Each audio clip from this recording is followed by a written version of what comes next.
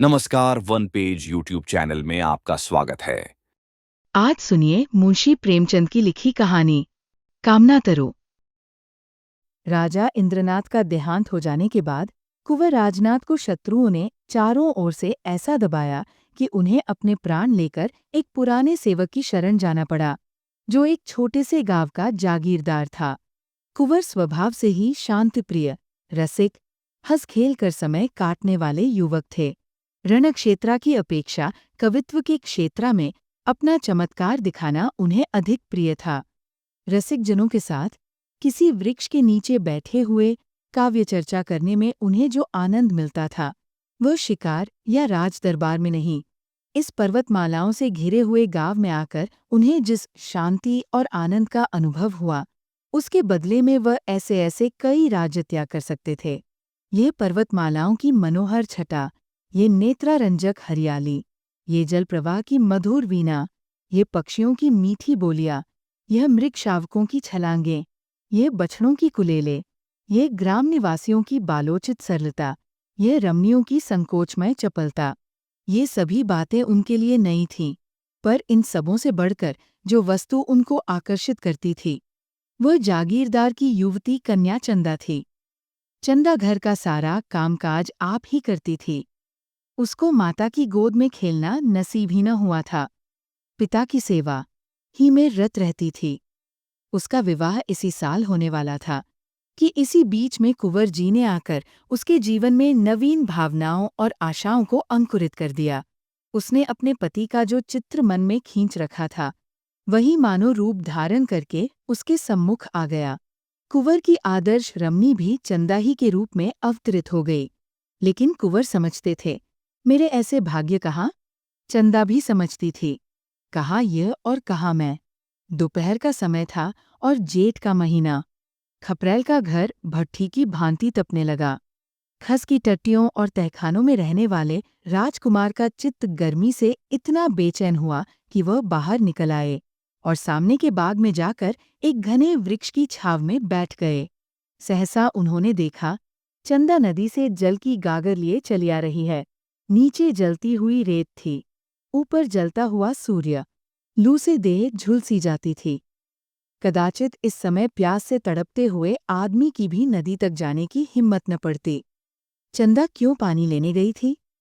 घर में पानी भरा हुआ है। फिर इस समय वह क्यों पानी लेने निकली? कुंवर दौड़कर उसके पास पहुंचे और उसके हाथ से गागर छीन लेने की चेष्टा करते हुए बोले, मुझे दे दो और भागकर छां में चली जाओ। इस समय पानी का क्या काम था? चंदा ने गागर न छोड़ी। सिर से खिसका हुआ अंचल संभाल कर बोली, तुम इस समय कैसे आ गए? शायद मारे गर्मी के अंदर न रह सके। कुंवर, मुझे दे दो, नहीं तो मैं छीन लूंगा। चंदा ने मुस्कुराकर कहा, राजकुमारों को गागर लेकर चलना शोभा नहीं देता। कुंवर ने गागर का मुंह पकड़कर कहा, इस अपराध का बहुत दंड सह चुका हूं। चंदा, अब तो अपने को राजकुमार कहने में भी लज्जा आती है। चंदा, देखो, धूप में खुद हैरान होते हो और मुझे भी हैरान करते हो। गागर छोड़ दो। सच कहती हूँ, पूजा का जल है। कुंवर, क्या मेरे ले जाने से पूजा का जल अपवित्र हो जाएगा? चंदा, अच्छा भाई, नहीं मानते तो तुम ही ले चलो। हाँ, नहीं तो। कुंवर गागर लेकर आगे आगे चले। चंदा पीछे हो ली। बगीचे में पहुंचे तो चंदा एक छोटे से पौधों के पास रुक कर बोली, इसी देवता की पूजा करनी है, गागर रख दो। कुंवर ने आश्चर्य से पूछा, यहाँ कौन देवता है? चंदा, मुझे तो नहीं नजर आता। चंदा ने पौधों को सींचते हुए कहा, यही तो मेरा देवता है। पानी पीकर पौधों की मुरझाई हुई पत्तियां हरी हो गईं, मानो उनकी आंखें खुल गई हों। कुंवर ने पूछा, ये पौधा क्या तुमने लगाया है? चंदा? चंदा ने पौधों को एक सीधी लकड़ी से बांधते हुए कहा, हाँ, उसी दिन तो, जब तुम यहाँ आए। यहाँ पहले मेरी गुड़ियों का घरौंदा था। मैंने गुड़ियों पर छाह करने के लिए अमोला लगा दिया था। फिर मुझे इसकी याद नहीं रही। घर के कामधंधों में भूल गई। जिस दिन तुम यहाँ आए, मुझे न जाने क्यों इस पौधों की याद आ गई। मैंने आकर देखा तो वह सूख गया था। मैंने तुरंत पानी लाकर इसे सींचा तो कुछ कुछ ताजा होने लगा। तब से इसे सींचती हूँ।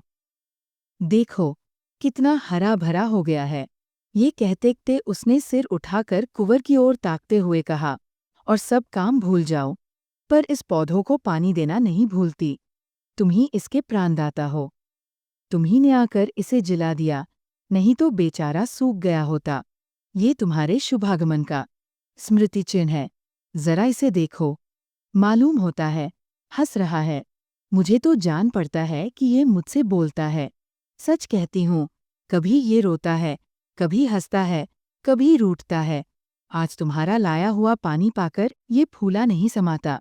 एक एक पत्ता तुम्हें धन्यवाद दे रहा है। कुंवर को ऐसा जान पड़ा, मानो वो पौधा कोई नन्हा-सा क्रीड़ाशील बालक है। जैसे चुंबन से प्रसन्न होकर बालक गोद में चढ़ने के लिए दोनों हाथ फैला देता है, उसी भांति ये पौधा भी हाथ फैलाए जान पड़ा। उसके एक एक अणु में चंदा का प्रेम झलक रहा था। चंदा के घर में खेती के सभी औजार थे। कुंवर एक फावड़ा उठा लाए और पौधों का एक थाला बनाकर चारों ओर ऊंची मेड़ उठा दी। फिर खुरपी लेकर अंदर की मिट्टी को गोंद दिया। पौधा और भी लहलहा उठा। चंदा बोली, कुछ सुनते हो? क्या कह रहा है? कुंवर ने मुस्कुराकर कहा, हाँ, कहता है, अम्मा की गोद में बैठूंगा। चंदा, नहीं, कह रहा है, इतना प्रेम करके फिर भूल न जाना। मगर कुंवर को अभी राजपुत्र होने का दंड भोगना बाकी था। शत्रुओं को न जाने कैसे उनकी टोह मिल गई। इधर तो हित चिंतकों के आग्रह से विवश होकर बूला कुबेर सिंह चंदा और कुंवर के विवाह की तैयारियां कर रहा था। उधर शत्रुओं का एक दल सिरपरा पहुंचा। कुंवर ने उस पौधों के आसपास फूलपत्तों लगाकर एक फुलवाड़ी सी बना दी थी। पौधों को सींचना अब उनका काम था। प्रात काल वह कंधों पर कावर रखे नदी से पानी ला रहे थे कि 10-12 आदमियों ने उन्हें रास्ते में घेर लिया। कुबेर सिंह तलवार लेकर दौड़ा, लेकिन शत्रुओं ने उसे मार गिराया। अकेला अस्त्रहीन कुंवर क्या करता? कंधों पर कावर रखे हुए बोला, अब क्यों मेरे पीछे पड़े हो? भाई, मैंने तो सब कुछ छोड़ दिया। सरदार बोला, हमें आपको पकड़ ले जाने का हुक्म है। तुम्हारा स्वामी मुझे इस दशा में भी नहीं देख सकता। खैर, अगर धर्म समझो तो कुबेर सिंह की तलवार मुझे दे दो। अपनी स्वाधीनता के लिए लड़कर प्राण दूं। इसका उत्तर यही मिला कि सिपाहियों ने कुंवर को पकड़कर मुश्कें कस दी और उन्हें एक घोड़े पर बिठाकर घोड़े को भगा दिया। कावर वहीं पड़ी रह गई। उसी समय चंदा घर से निकली। देखा, कावर पड़ी हुई है और कुंवर को लोग घोड़े पर बिठाए जा रहे हैं। चोट खाए हुए पक्षी की भांति वह कई कदम दौड़ी, फिर गिर पड़ी। उसकी आंखों में अंधेरा छा गया। सहसा उसकी दृष्टि पिता की लाश पर पड़ी। वह घबराकर उठी और लाश के पास जा पहुंची। कुबेर अभी मरा न था, प्राण आंखों में अटके हुए थे। चंदा को देखते ही क्षीण स्वर में बोला, बेटी, कुंवर। इसके आगे वो कुछ न कह सका। प्राण निकल गए, पर इस शब्द कुंवर ने उसका आशय प्रकट कर दिया। 20 वर्ष बीत गए, कुंवर कैद से न छूट सके। ये एक पहाड़ी किला था। जहां तक निगाह जाती, पहाड़ियां ही नजर आती। किले में उन्हें कोई कष्ट न था। नौकर चाकर, भोजन वस्त्र, सैर शिकार किसी बात की कमी न थी। पर उस वियोगाग्नि को कौन शांत करता, जो नित्य कुंवर के हृदय में जला करती थी। जीवन में अब उनके लिए कोई आशा न थी, कोई प्रकाश न था। अगर कोई इच्छा थी तो यही कि एक बार उस प्रेम तीर्थ की यात्रा कर लें, जहां उन्हें वो सब कुछ मिला जो मनुष्य को मिल सकता है। हाँ, उनके मन में एकमात्र यही अभिलाषा थी कि उन पवित्र स्मृतियों से रंजित भूमि के दर्शन करके जीवन का उसी नदी के तट पर अंत कर दें। वही नदी का किनारा, वही वृक्ष का कुंज, वही चंदा का छोटा सा सुंदर घर उसकी आंखों में फिरा करता। और वह पौधा जिसे उन दोनों ने मिलकर सींचा था, उसमें तो मानो उसके प्राण ही बसते थे। क्या वह दिन भी आएगा जब वो उस पौधों को हरी हरी पत्तियों से लदा हुआ देखेगा? कौन जाने, वह अब है भी या सूख गया? कौन अब उसको सींचता होगा? चंदा इतने दिनों अविवाहित थोड़े ही बैठी होगी? ऐसा संभव भी तो नहीं। उसे अब मेरी सुध भी न होगी। हाँ, शायद कभी अपने घर की याद खींच लाती हो, तो पौधों को देखकर उसे मेरी याद आ जाती हो। मुझ जैसे अभागे के लिए इससे अधिक वह और कर ही क्या सकती है। उस भूमि को एक बार देखने के लिए वो अपना जीवन दे सकता था, पर ये अभिलाषा न पूरी होती थी। आह! एक युग बीत गया। शोक और नैराश्य ने उठती जवानी को कुचल दिया। न आंखों में ज्योति रही, न पैरों में शक्ति। जीवन क्या था? एक खदाई स्वप्न था। उस सघन अंधकार में उसे कुछ न सूझता था। बस जीवन का आधार एक अभिलाषा थी, एक सुखद स्वप्न, जो जीवन में न जाने कब उसने देखा था। एक बार फिर वही स्वप्न देखना चाहता था। फिर उसकी अभिलाषाओं का अंत हो जाएगा, उसे कोई इच्छा न रहेगी। सारा अनंत भविष्य, सारी अनंत चिंताएं इसी एक स्वप्न में लीन हो जाती थी। उसके रक्षकों को अब उसकी ओर से कोई शंका न थी। उन्हें उस पर दया आती थी। रात को पहरे पर केवल कोई एक आदमी रह जाता था और लोग मीठी नींद सोते थे। कुंवर भाग जा सकता है, इसकी कोई संभावना, कोई शंका न थी। यहाँ तक कि एक दिन ये सिपाही भी निश्शंक होकर बंदूक लिए लेट रहा। निद्रा किसी हिंसक पशु की भांति ताक लगाए बैठी थी। लेटते ही टूट पड़ी। कुंवर ने सिपाही की नाक की आवाज़ सुनी। उनका हृदय बड़े वेग से उछलने लगा। यह अवसर आज कितने दिनों के बाद मिला था। वो उठे, मगर पाँव थरथर काँप रहे थे। बरामदे के नीचे उतरने का साहस न हो सका। कहीं इसकी नींद खुल गई तो?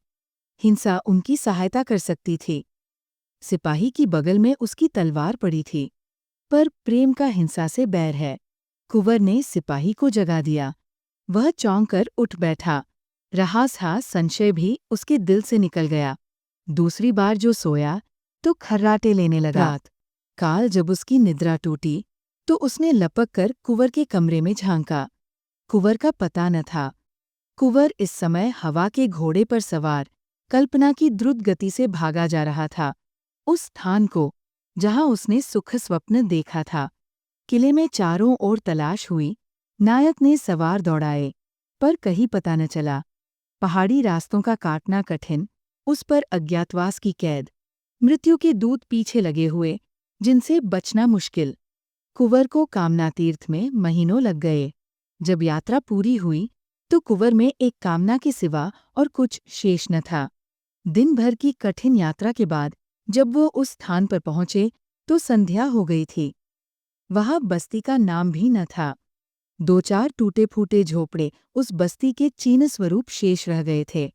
वह झोपड़ा जिसमें कभी प्रेम का प्रकाश था, जिसके नीचे उन्होंने जीवन के सुखमय दिन काटे थे, जो उनकी कामनाओं का आगार और उपासना का मंदिर था, अब उनकी अभिलाषाओं की भांति भग्न हो गया था। झोपड़े की भग्नावस्था मूक भाषा में अपनी करुण कथा सुना रही थी। कुंवर उसे देखते ही चंदा चंदा पुकारते हुए दौड़े।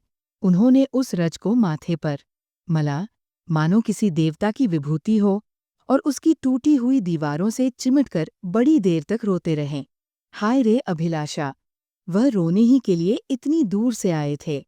रोने की अभिलाषा इतने दिनों से उन्हें विकल कर रही थी। पर इस रुदन में कितना स्वर्गीय आनंद था! क्या समस्त संसार का सुख इन आंसुओं की तुलना कर सकता था? तब वह झोपड़े से निकले। सामने मैदान में एक वृक्ष हरे-हरे नवीन पल्लवों को गोद में लिए मानो उनका स्वागत करने खड़ा था। यह वह पौधा है जिसे आज से 20 वर्ष पहले दोनों ने आरोपित किया था।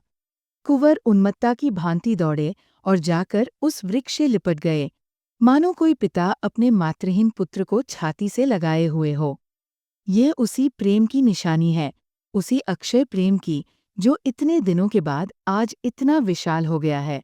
कुंवर का हृदय ऐसा हो उठा, मानो इस वृक्ष को अपने अंदर रख लेगा, जिसमें उसे हवा का झोंका भी न लगे। उसके एक एक पल्लव पर चंदा की स्मृति बैठी हुई थी। पक्षियों का इतना रम्य संगीत क्या कभी उन्होंने सुना था? उनके हाथों में दम न था। सारी देह भूख प्यास और थकान से शिथिल हो रही थी। पर वह उस वृक्ष पर चढ़ गए, इतनी फुर्ती से चढ़े कि बंदर भी न चढ़ता। सबसे ऊंची फुंगी पर बैठकर उन्होंने चारों ओर गर्वपूर्ण दृष्टि डाली। यही उनकी कामनाओं का स्वर्ग था। सारा दृश्य चंदामय हो रहा था। दूर की नीली पर्वत श्रेणियों पर चंदा बैठी गा रही थी। आकाश में तैरने वाली लालिमामी नौकाओं पर चंदा ही उड़ी जाती थी। सूर्य की श्वेतपीत प्रकाश की रेखाओं पर चंदा ही बैठी हंस रही थी। कुंवर के मन में आया, पक्षी होता तो इन्हीं डालियों पर बैठा हुआ जीवन के दिन पूरे करता। जब अंधेरा हो गया तो कुंवर नीचे उतरे और उसी वृक्ष के नीचे थोड़ी सी भूमि झाड़कर पत्तियों की शैया बनाई और लेटे। यही उनके जीवन का स्वर्ण स्वप्न था। आह, यही वैराग्य। अब वह इस वृक्ष की शरण छोड़कर कहीं न जाएंगे। दिल्ली के तख्त के लिए भी वह इस आश्रम को न छोड़ेंगे। उसी स्निग्ध अमल चांदनी में सहसा एक पक्षी आकर उस वृक्ष पर बैठा और दर्द में डूबे हुए स्वरों में गाने लगा। ऐसा जान पड़ा मानो वो वृक्ष सिर धुन रहा है। वह नीरव रात्रि उस वेदनामय संगीत से हिल उठी। कुंवर का हृदय इस तरह ऐंठने लगा मानो वह फट जाएगा। स्वर में करुणा और वियोग के तीर से भरे हुए थे। आह पक्षी, तेरा भी जोड़ा अवश्य बिछुड़ गया है, नहीं तो तेरे राग में इतनी व्यथा, इतना विषाद, इतना रुदन कहाँ से आता। कुंवर के हृदय के टुकड़े हुए जाते थे। एक एक स्वर तीर की भांति दिल को छेदे डालता था। वो बैठे न रह सके। उठकर आत्मविस्मृति की दशा में दौड़े हुए झोपड़े में गए। वहां से फिर वृक्ष के नीचे आए। उस पक्षी को कैसे पाएं? कहीं दिखाई नहीं देता। पक्षी का गाना बंद हुआ तो कुंवर को नींद आ गई। उन्हें स्वप्न में ऐसा जान पड़ा कि वही पक्षी उनके समीप आया। कुंवर ने ध्यान से देखा तो वह पक्षी न था, चंदा थी। हाँ, प्रत्यक्ष चंदा थी। कुंवर ने पूछा, चंदा, ये पक्षी यहाँ कहाँ? चंदा ने कहा, मैं ही तो वह पक्षी हूँ। कुंवर, तुम पक्षी हो? क्या तुम ही गा रही थी? चंदा, हाँ प्रियतम, मैं ही गा रही थी। इसी तरह रोते रोते एक युग बीत गया। कुंवर, तुम्हारा घोंसला कहाँ है? चंदा, उसी झोपड़े में जहाँ तुम्हारी खाट थी। उसी खाट के बांध से मैंने अपना घोंसला बनाया है। कुंवर, और तुम्हारा जोड़ा कहाँ है? चंदा, मैं अकेली हूँ। चंदा को अपने प्रियतम के स्मरण करने में, उसके लिए रोने में जो सुख है, वह जोड़े में नहीं। मैं इसी तरह अकेली रहूंगी और अकेली मरूंगी। कुंवर, मैं क्या पक्षी नहीं हो सकता? चंदा चली गई। कुंवर की नींद खुल गई। उषा की लालिमा आकाश पर छाई हुई थी और वह चिड़िया कुंवर की शैया के समीप एक डाल पर बैठी चहक रही थी। अब उस संगीत में करुणा न थी, विलाप न था, उसमें आनंद था, चापल्य था, सारल्य था। वह वियोग का करुण अक्रंदन नहीं, मिलन का मधुर संगीत था। कुंवर सोचने लगे, इस स्वप्न का क्या रहस्य है? कुंवर ने शैया से उठते ही एक झाड़ू बनाई और झोपड़े को साफ करने लगे। उनके जीते जी इसकी ये भग्न दशा नहीं रह सकती। वह इसकी दीवारें उठाएंगे, इस पर छप्पर डालेंगे, इसे लीपेंगे। इसमें उनकी चंदा की स्मृति वास करती है। झोपड़े के एक कोने में वो कांवर रखी हुई थी, जिस पर पानी लाकर वह इस वृक्ष को सींचते थे। उन्होंने कांवर उठा ली और पानी लाने चले। 2 दिन से कुछ भोजन न किया था। रात को भूख लगी हुई थी, पर इस समय भोजन की बिल्कुल इच्छा न थी। देह में एक अद्भुत स्फूर्ति का अनुभव होता था। उन्होंने नदी से पानी लाकर मिट्टी भिगोना शुरू किया। दौड़े जाते थे और दौड़े आते थे। इतनी शक्ति उनमें कभी न थी। एक ही दिन में इतनी दीवार उठ गई, जितनी 4 मजदूर भी न उठा सकते थे। और कितनी सीधी, चिकनी दीवार थी कि कारीगर भी देखकर लज्जित हो जाता। प्रेम की शक्ति अपार है। संध्या हो गई। चिड़ियों ने बसेरा लिया। वृक्षों ने भी आंखें बंद की। मगर कुंवर को आराम कहाँ? तारों के मलिन प्रकाश में मिट्टी के रद्दे रखे जा रहे थे। हाय रे कामना, क्या तू इस बेचारे के प्राण ही लेकर छोड़ेगी? वृक्ष पर पक्षी का मधुर स्वर सुनाई दिया। कुंवर के हाथ से घड़ा छूट पड़ा। हाथ और पैरों में मिट्टी लपेटकर वह वृक्ष के नीचे जाकर बैठ गए। उस स्वर में कितना लालित्य था, कितना उल्लास, कितनी ज्योति। मानव संगीत इसके सामने बेसुरा आलाप था। उसमें ये जागृति, ये अमृत, ये जीवन कहाँ? संगीत के आनंद में विस्मृति है, पर वह विस्मृति कितनी स्मृतिमय होती है। अतीत को जीवन और प्रकाश से रंजित करके प्रत्यक्ष कर देने की शक्ति संगीत के सिवा और कहाँ है। कुंवर के हृदय नेत्रों के सामने वह दृश्य खड़ा हुआ, जब चंदा इसी पौधों को नदी से जल लालाकर सींचती थी। हाय, क्या वे दिन फिरा सकते हैं? सहसा एक बटोही आकर खड़ा हो गया और कुंवर को देखकर वह प्रश्न करने लगा, जो साधारणत दो अपरिचित प्राणियों में हुआ करते हैं। कौन हो? कहाँ से आते हो? कहाँ जाओगे? पहले वह भी इसी गांव में रहता था, पर जब गांव उजड़ गया तो समीप के एक दूसरे गांव में जा बसा था। अब भी उसके खेत यहाँ थे। रात को जंगली पशु से अपने खेतों की रक्षा करने के लिए वह आकर सोता था। कुंवर ने पूछा, तुम्हें मालूम है, इस गांव में एक कुबेर सिंह ठाकुर रहते थे? किसान ने बड़ी उत्सुकता से कहा। हाँ भाई, जानता क्यों नहीं? बेचारे यही तो मारे गए। तुमसे भी क्या जान पहचान थी? कुंवर, हाँ, उन दिनों कभी कभी आया करता था। मैं भी राजा की सेवा में नौकर था। उनके घर में और कोई न था? किसान, अरे भाई, कुछ न पूछो, बड़ी करुण कथा है। उनकी स्त्री तो पहले ही मर चुकी थी, केवल लड़की बच रही थी। आह, कैसी सुशीला, कैसी सुघड़ लड़की थी। उसे देखकर आंखों में ज्योति आ जाती थी। बिल्कुल स्वर्ग की देवी जान पड़ती थी। जब कुबेर सिंह जीता था, तभी कुंवर राजनाथ यहाँ भाग कर आए थे और उसके यहाँ रहे थे। उस लड़की की कुंवर से कहीं बातचीत हो गई। जब कुंवर को शत्रुओं ने पकड़ लिया, तो चंदा घर में अकेली रह गई। गाँव वालों ने बहुत चाहा कि उसका विवाह हो जाए। उसके लिए वरों का तोड़ा न था भाई। ऐसा कौन था जो उसे पाकर अपने को धन्य न मानता, पर वह किसी से विवाह करने पर राजी न हुई। ये पेड़ जो तुम देख रहे हो, तब छोटा सा पौधा था। इसके आसपास फूलों की कई और क्यारियां थीं। इन्हीं को गोड़ने, निराने, सींचने में उसका दिन कटता था। बस यही कहती थी कि हमारे कुंवर आते होंगे। कुंवर की आंखों से आंसू की वर्षा होने लगी। मुसाफिर ने जरा दम लेकर कहा, दिन दिन घुलती जाती थी। तुम्हें विश्वास न आएगा भाई, उसने 10 साल इसी तरह काट दिए। इतनी दुर्बल हो गई थी कि पहचानी न जाती थी। पर अब भी उसे कुंवर साहब के आने की आशा बनी हुई थी। आखिर एक दिन इसी वृक्ष के नीचे उसकी लाश मिली। ऐसा प्रेम कौन करेगा भाई? कुंवर न जाने मरे कि जिए, कभी उन्हें इस विरहिणी की याद भी आती है कि नहीं। पर इसने तो प्रेम को ऐसा निभाया जैसा चाहिए। कुंवर को ऐसा जान पड़ा, मानो हृदय फटा जा रहा है। वह कलेजा थाम कर बैठ गए। मुसाफिर के हाथ में एक सुलगता हुआ उपला था। उसने चिलम भरी और 2-4 दम लगाकर बोला, उसके मरने के बाद ये घर गिर गया। गांव पहले ही उजाड़ था, अब तो और भी सुनसान हो गया। 2-4 आदमी यहाँ आ बैठते थे, अब तो चिड़िया का पूत भी यहाँ नहीं आता। उसके मरने के कई महीने के बाद यही चिड़िया इस पेड़ पर बोलती हुई सुनाई दी। तब से बराबर इसे यहाँ बोलते सुनता हूँ। रात को सभी चिड़िया सो जाती है, पर ये रात भर बोलती रहती है। इसका जोड़ा कभी नहीं दिखाई दिया। बस फुटैल है, दिन भर उसी झोपड़े में पड़ी रहती है। रात को इस पेड़ पर आकर बैठती है, मगर इस समय इसके गाने में कुछ और ही बात है, नहीं तो सुनकर रोना आता है।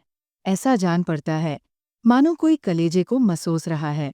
मैं तो कभी कभी पड़े पड़े रो दिया करता हूँ। सब लोग कहते हैं कि ये वही चंदा है, अब भी कुंवर के वियोग में विलाप कर रही है। मुझे भी ऐसा जान पड़ता है। आज न जाने क्यों मगन है। किसान तंबाकू पीकर सो गया। कुंवर कुछ देर तक खोए हुए से खड़े रहे, फिर धीरे से बोले, चंदा, क्या सचमुच तुम ही हो? मेरे पास क्यों नहीं आती? एक क्षण में चिड़िया आकर उनके हाथ पर बैठ गई। चंद्रमा के प्रकाश में कुंवर ने चिड़िया को देखा। ऐसा जान पड़ा मानो उनकी आंखें खुल गई हों, मानो आंखों के सामने से कोई आवरण हट गया हो।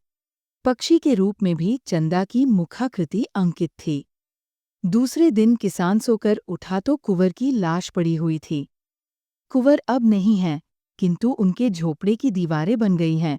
ऊपर फूस का नया छप्पर पड़ गया है और झोपड़े के द्वार पर फूलों की कई क्यारियां लगी है। गांव के किसान इससे अधिक और क्या कर सकते थे?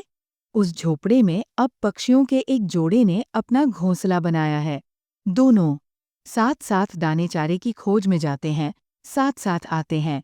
रात को दोनों उसी वृक्ष की डाल पर बैठे दिखाई देते हैं। उनका सुरम्य संगीत रात की नीरवता में दूर तक सुनाई देता है। वन के जीव जंतु वो स्वर्गीय गान सुनकर मुग्ध हो जाते हैं। ये पक्षियों का जोड़ा कुंवर और चंदा का जोड़ा है, इसमें किसी को संदेह नहीं है। एक बार एक व्याध ने इन पक्षियों को फंसाना चाहा, पर गांव वालों ने उसे मारकर भगा दिया। अगर आपको यह कहानी पसंद आई तो सब्सक्राइब करें और बेल आइकन दबाएं। अपने सुझाव कमेंट बॉक्स में बताएं। अगली कहानी तक शब्दों की दुनिया में डूबे रहे। धन्यवाद।